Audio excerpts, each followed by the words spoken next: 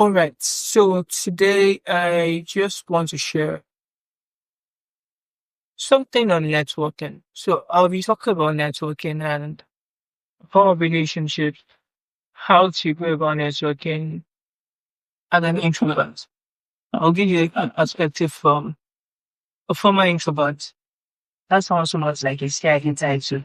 But basically, why do we even need networks in the first place? So I was reading up on Benjamin Franklin and a club he created in 1727 called the Junto Club. Some people might know it as the Leather Apron Club, I think. I know something Leather Apron, but it was purely something very nice, something very beautiful, and it was very structured. And all they do is they meet once a week, I think every Friday for about 2 hours to discuss matters on morals, politics, law, um, those kind of discussions, business, very elevating discussions, and they don't come to gossip or anything. Now, this Junto Club went ahead to become the thing that brought about, I think it was public service like firefighting and vigilante work. But majorly, they were the ones who brought the first public library that allows learning.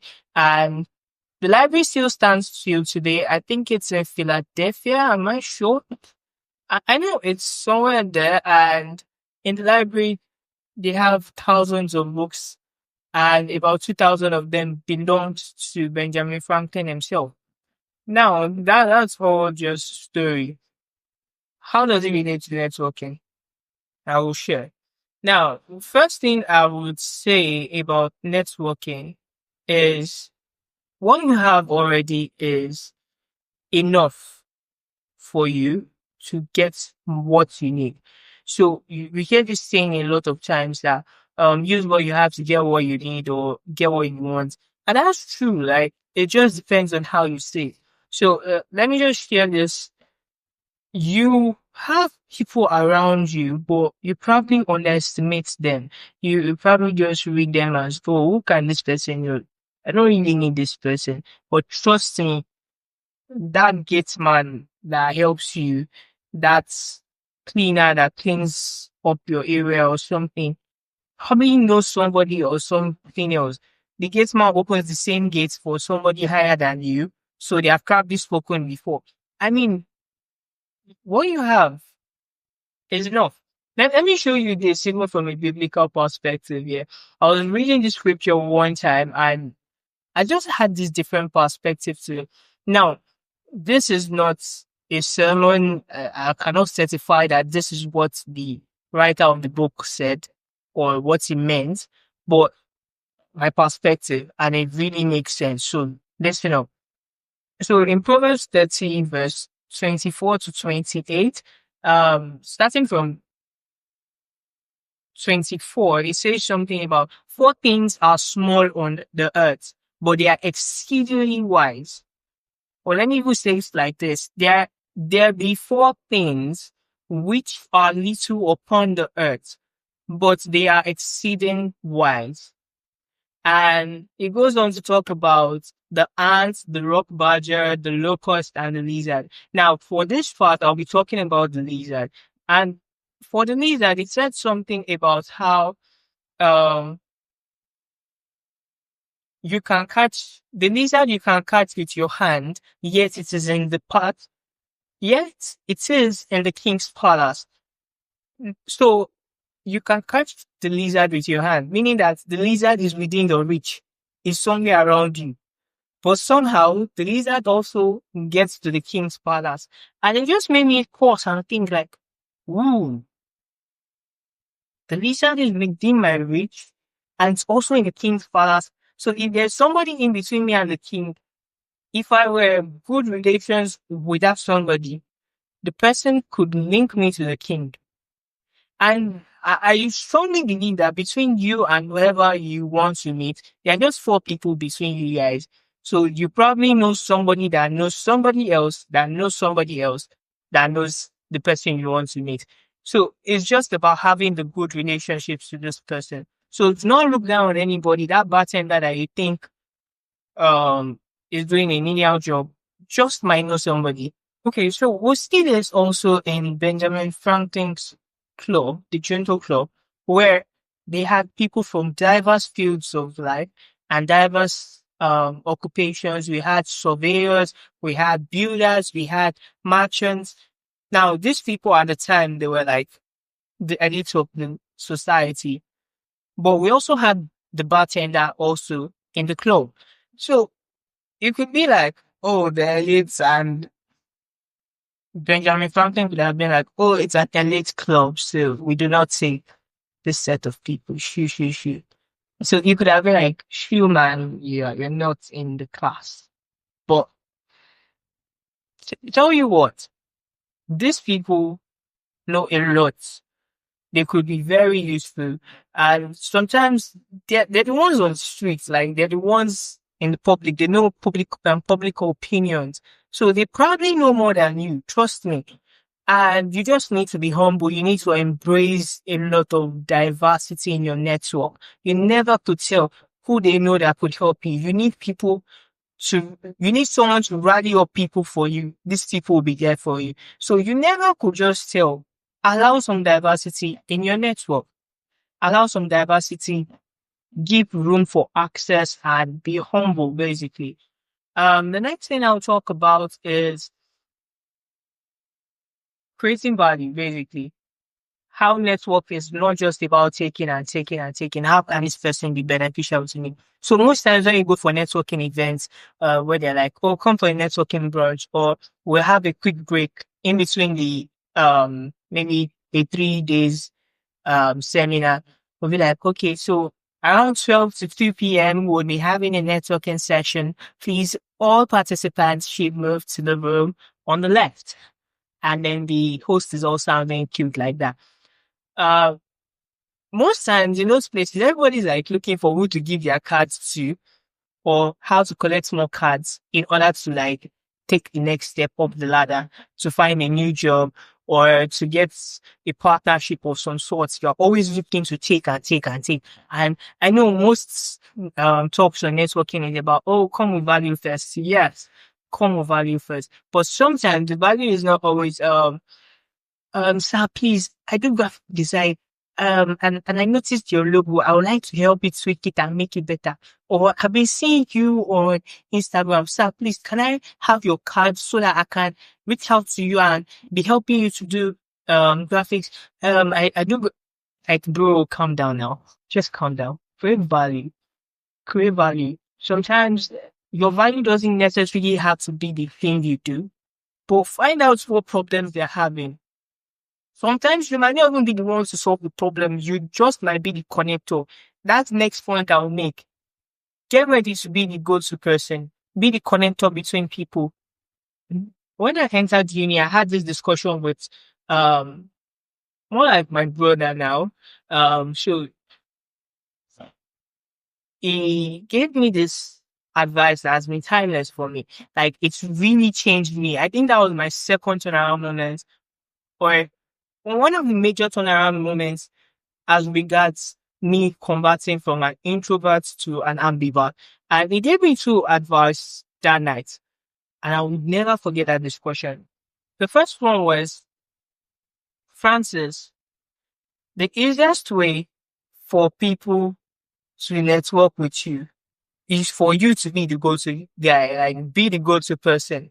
That's when you have a problem, the first name that comes to their head is, oh, Francis. They have a problem. And they're like, I don't know if Francis can solve this. I don't think he can. But you will know somebody that can solve the problem. Be that person. And I really took that by heart. And some of my uni days, like every time somebody reaches out to me, even if I don't have a solution for you, I will try my best to think of, oh, how can I help this person reach the solution? Always be that go-to person and be open to share your network. Like be open to it, but wisely though. Do not just give it to any random person. It's your power.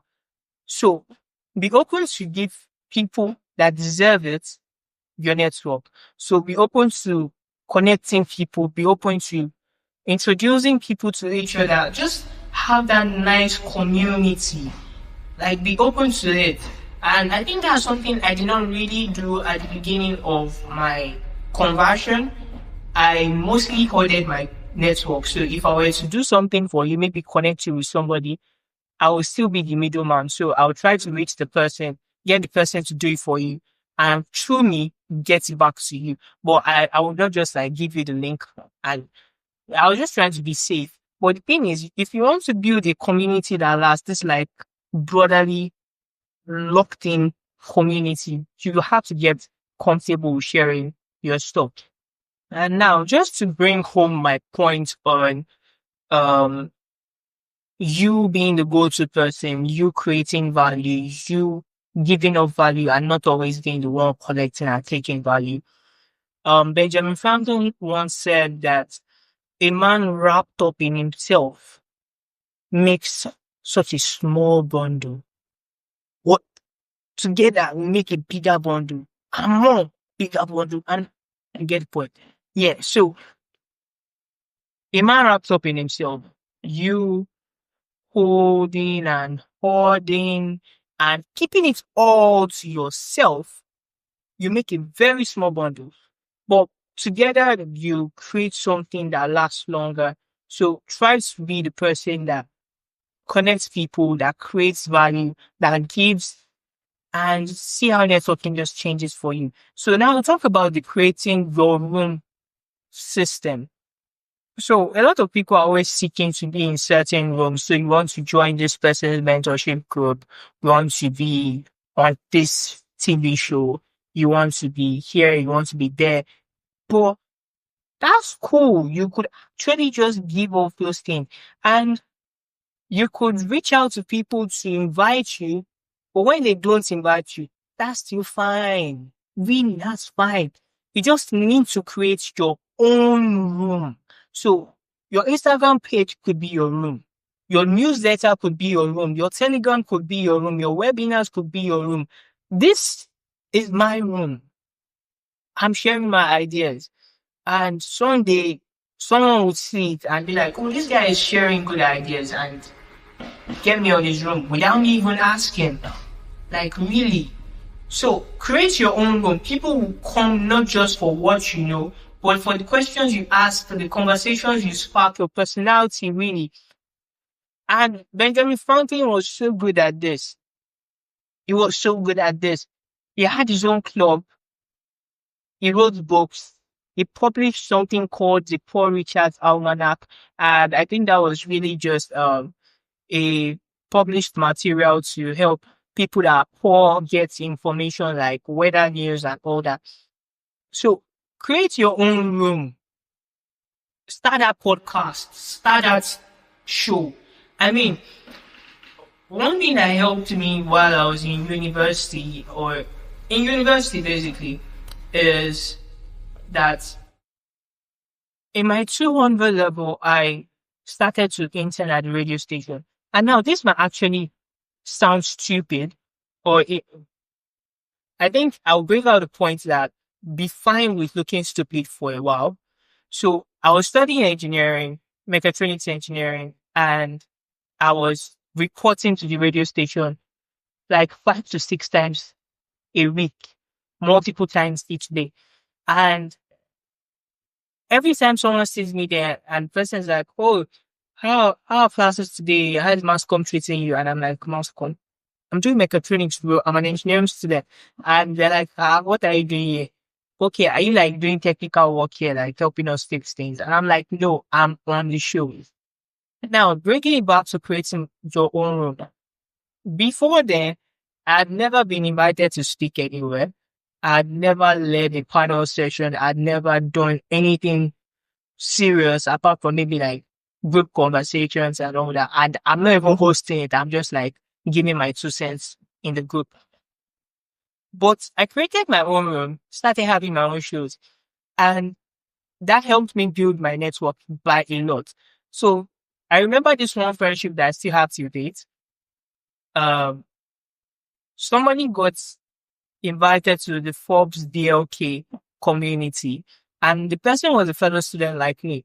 But I've never spoken to her before. I don't know her, and at the time, I want to say I normally give people rating like, oh, this person is in this class and I'm in this class. I don't do that. Like, I actually have a very strong self-esteem myself, so I do not just look up to people like that. But I was like, oh, we don't talk, and she's like distance. I don't even think we say hi and hello.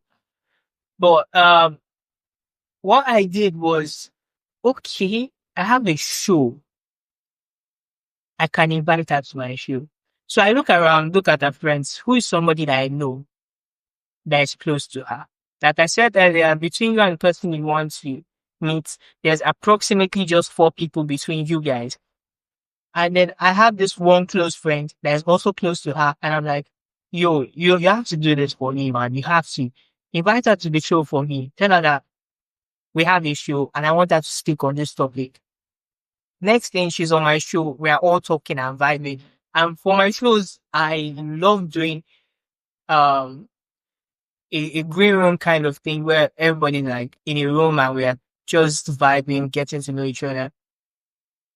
So for my shows, I love to do this green room kind of experience where everybody vibing, we're just getting to know each other and then have mini talks here and there and quick banter so that by the time we're on the main show is like a continuation and we're not just trying to get to know each other. And there's just that smooth transition and there are some inside jokes that make us laugh and automatically everybody just laughs about it, even when you're listening. So I got to know her from that show, literally. I created my own room. I didn't wait for her to come and walk up to me and speak to me. My room was the platform. And I did that several times. I want to meet somebody in school. Maybe you are part of the executive body. I want to meet you. I'm definitely inviting you for my show. I'll find somebody that knows you to get the invite. I never do my invites myself. I just literally dedicate it out like, oh, help me invite this person. The quick hack to that is that when I invite you myself, it might sound desperate sometimes, but if I send somebody, this boy didn't come by himself. It just gives all this vibe of I really want you on my show. I'm excited to have you on my show, but I know I might show that excitement to you and it could look desperate and you're feeling yourself too much. But I'm sending someone to you, but you're going to be on the show, bro.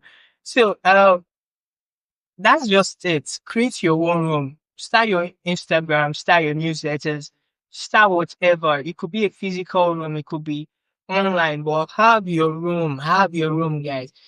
Now, the next thing I'll share is how networking is not just done in networking rooms.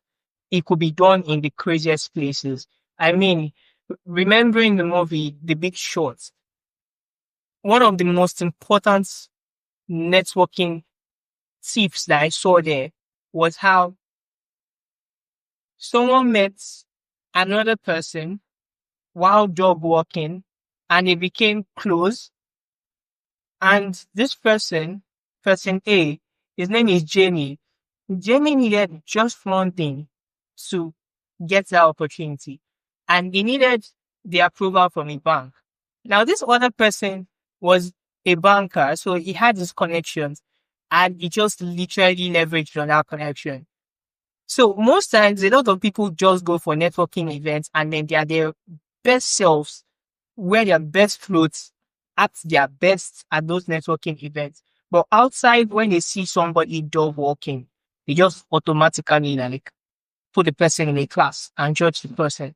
But the truth of the matter is, you need to see every opportunity that you meet a human being as a networking session. Do not be salesy about it. Do not be weird about it. But most networking, the best networking sessions are done over hobbies rather than business forms. So that place where you watch football matches, where you stream football matches, that place where you eat, that place where you have a drink, that place where you fellowship, that place where you do something fun, hobbies. You could literally find somebody there and network with the person. So you don't always have to wait for that room. Start networking from where you are now. Look for country clubs, look for social clubs, look for fun activities. Where do the elites hang out? Just go there and hang out with them, basically. Now, when you get there and hang out with them, what discussions do you want to have with them? Now, this is where the introvert part that I promised comes in. So, as an introvert, we do not like to talk so much. So, what do we do? Or how do we get better at communicating with people? I like to say that as an introvert, we have the power to still stay quiet in communications, but have a beautiful communication. And that is by changing our frame, taking up that frame of I'm an introvert, and pu- putting on the frame, I'm an interviewer. I interview, I ask people questions. That's it. So I'm an introvert, I am an interviewer. So, how do we do this? Learn to ask better questions and you will unlock a deeper communication skills or connection. So, ask better questions. Two things I'll say for this introvert part, and I will give practical tips, then probably call it a day. First off, I'll give you a framework for asking better questions. So I like to call it the F.O.R.D framework. It has no affiliation with Ford and Reform or anything, but it's just for convenience. First off, F for family. So questions like, how did your upbringing shape how you think today? You can't say yes, you can't say no to that kind of question. You can't say I don't know as well. Else it's just like signals that you don't want to talk. And as an introvert, I'm smart enough to know that. And I walk away. That's fine. You don't want to talk. Good. I'm not going to be worried about it and ask you multiple questions. But if you want to talk, I mean, that's a very deep conversation. We could start from how your mom used to talk about this or how your dad was always brutal on you when you don't do this. And then you just have so many communication. I'm sorry, you have so many conversations here and there that it's like you don't even finish one conversation before another one comes up. And it just becomes very nice. Now, how do you go about the follow up on that question or on any other question as an introvert? Ask the question why. Okay. Okay. I ask you, how did your upbringing do XYZ to you, or how did it shape the way you think? And then you tell me, oh, my dad was always brutal on us. He was very strict on, you must know everything. You must be a good student. So if you do not know something, do not sleep until you know it. And then I'm like, oh, but why is that? So why was he always strict on you? What was the aim of it? What was the idea? And then he told me something else. And then I'm like, oh, okay. Do you think that actually works now? Why do you think so? Why do you think it works now? And then they start telling me about their life now that, oh, okay, what my dad taught me then is working now. So just that. Then O for occupation. So we have F for family, then O for occupation. So you can ask something like, what's the most exciting thing you're working on? Or what do you love most about your job? Most times, I don't even like to ask positive questions. I like to ask negative questions. People are more prone to find problems than to find good things that are happening to them. So, what do you hate most about your job? And then you could rant for so long. And people love to talk about themselves a lot. So, I mean, as an introvert, I think one of my greatest skills is I love listening to people.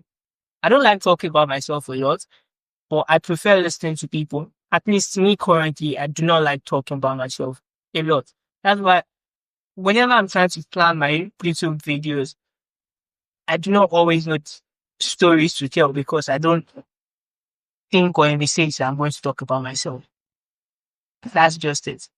So most times I just come on this camera and then I'm like freestyling anything that comes to my head along the way. I just wrap it up. Yeah. So people love to talk about themselves. And if you listen as an introverted person, you could have some of the greatest connections and you lead your partner, you lead the person you're networking with this feeling of, wow, I just felt like I had the best conversation ever. Like I shared so many things. And I didn't even know I was sharing it. Or I felt like I was heard. And then they're like, wow, that felt so good. My heart feels uplifted. I thought my heart is here. I don't know. Anyway, my heart feels so uplifted. So next question will be recreation. What helps you reset when life gets heavy? So it could be what do you do for fun? That's the basic question of it. And then D for dreams. So if nothing was off limit, what would you build in 5 years? And if I remember this movie, Passengers, there's this famous scene from there where the android bartender was like, um, he was talking to what's his name? This guy. I can't remember. Is this Arnold? Yeah, I think it's Arnold from Avengers, Guardians of the Galaxy. We were talking to him and saying that um I believe if you were anywhere you wish you could, you still feel like you are not satisfied or something. And that could be a question. You could turn that to a question like, okay, if you could be anywhere right now, like what would you be doing and where would you be? Or if you ask a question like, if money and status were not the goal, what would you be doing? Like very deep conversations. And then second thing I would like to teach is how to do conversation strings. This is something I learned from Vin Yang. I'm not sure if I pronounced his name well, but if somebody asks you a question, please learn to give them enough context or enough places to draw questions from. Do not just say, where are you from? I'm from Nigeria. Okay. But if you say something like, I'm from Nigeria, I'm a Yoruba person, and um, I'm from XYZ place, and now we know you're Nigerian, we can ask you more questions like, oh, what's special about your tribe? Or what's your tribe most known for? What foods do they eat? Like conversation stringing. If you give just one thing, there's just one part to follow. But if we are having a long response, and then from each part of the response, we can bring out like 3, 5 questions. That's a very good conversation. Then the next thing I'll talk about is practical tips to level up your question game. First off, reframe statements into curiosity. So, you're meeting someone. Hi, I'm Francis. Um, what do you do? And the person's like, oh, I'm Josh. I'm into marketing. And then you go like, oh, I do marketing too. Okay, fine. Nice. That's it. You've told me you do marketing too. That's the full stop. That's the end of conversation. But if you do something like, oh, you're in marketing. I'm in marketing too. Wow. What made you start marketing? That's the conversation. Like turn it from statements to curiosity. Ask questions. Stop doing, oh, I do marketing too. But why did you choose outside of marketing? What made you go into marketing? Oh, interesting. What do you love about marketing? Like, really, really. Ask more, ask more. Ah, God, how do I explain this to people? Ask questions. Stop putting conversations at full stops. Turn them to question marks. Put that hook on top of the full stop. Then the next thing you want to also do is always ask questions and go deeper. Tell me more about that. What makes that important to you? It, especially in sales. I mean, when I'm reading and studying sales stuff, the best of the sales things that I've learned, you see how they're asking questions to know how it's important to them. Really. What's the name of this movie I was watching? I think is it The Intern or something? It's about these Google guys. It's a movie about two guys, two sales guys. They went to intern at Google, and you see how this guy always asks questions. Very lovely thing. And then you want to practice it. It doesn't just happen. Now, for me, what helped me was before going into every conversation, especially when I was starting to get better at communication, I would literally have a list in my head, a mental note of about 20 questions that I could ask when conversation is getting dry. So 20 questions. I had that list then. Now I do not even remember it. I do not need it that much. So I always had that list of 20 questions I could ask when conversation is getting sour. Conversations and questions I could ask.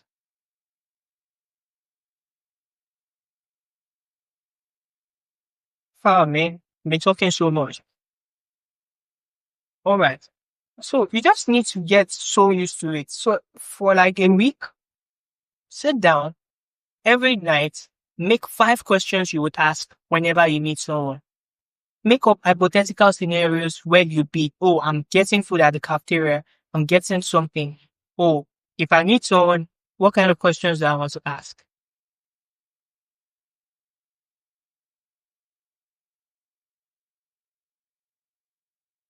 Now, a quick recap on everything I've said thus far. First off, build your own rooms. That's the first thing I want you to take out of this video.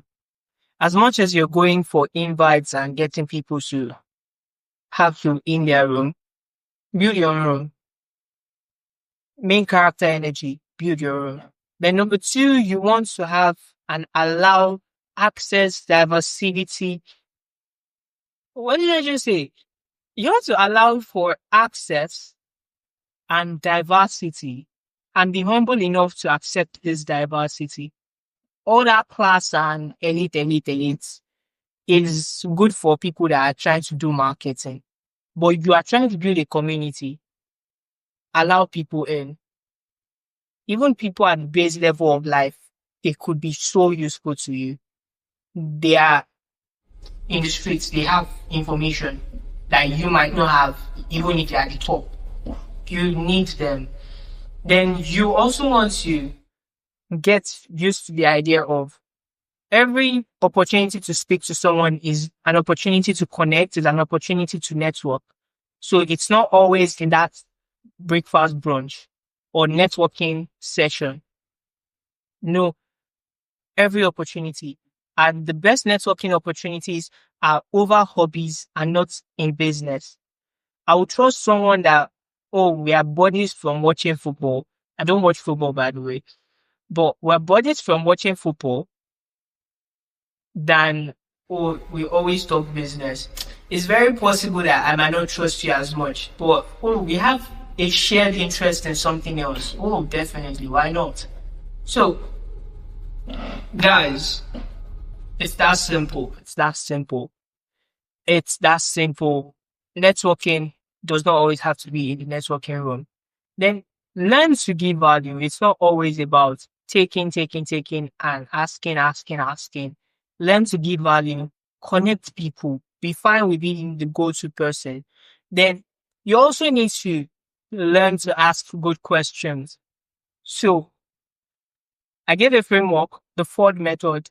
Ask questions about family, occupation, recreation, and then dreams. So, what did your upbringing or what role did your upbringing play in shaping how you think today? Or what do you hate most about your job?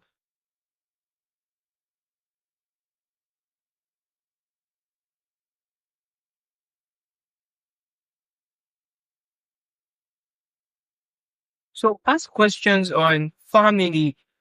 What role did your upbringing play in shaping how you think today?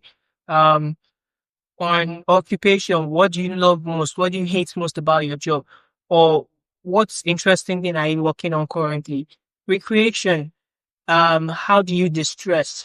How do you manage the hurdles of life and still stay sane? Or dreams, if money and status were not a thing, or if they didn't matter, what would you be doing right now? And we could make it fun, localize it to you. For example, recreation, rather than just saying, how do you stay distressed? Or if you're living in a city like Lagos in Nigeria, stress is natural. So questions like, you hustle every day and then you're 247 on the go, 5 a.m. you're out of your house. In fact, that's late. But 5 a.m. you're out of the house and then you're working. When do you even have time to rest? How do you rest? Or what is rest to you? Like basic questions like that. Learn to ask good questions. And then the next thing is you want to know how to string your conversations. Have those strings. So it's a long response and then you should be able to give the next person multiple points to ask questions on. So learn to ask better questions. And I believe with this, you just have the cheat sheet to networking, full cheat sheet. So use this information wisely. And I hope this has been helpful for you. And I hope it helps you build a network that takes you to the next level. If you love this video, if it made sense to you, make sure you like, comment something below. Let me know a networking tip or secrets that you've used all your life on. Maybe one of these ones I've said that resonates with you. And I would be happy to engage with that. And share this video with somebody that you think is an introvert out there that needs to go out more, but they don't go out. Then subscribe so that you could always find this video and you could find more videos that help for you in future. I love you guys and I'll see you on the next one. Do have an amazing life. Cheers.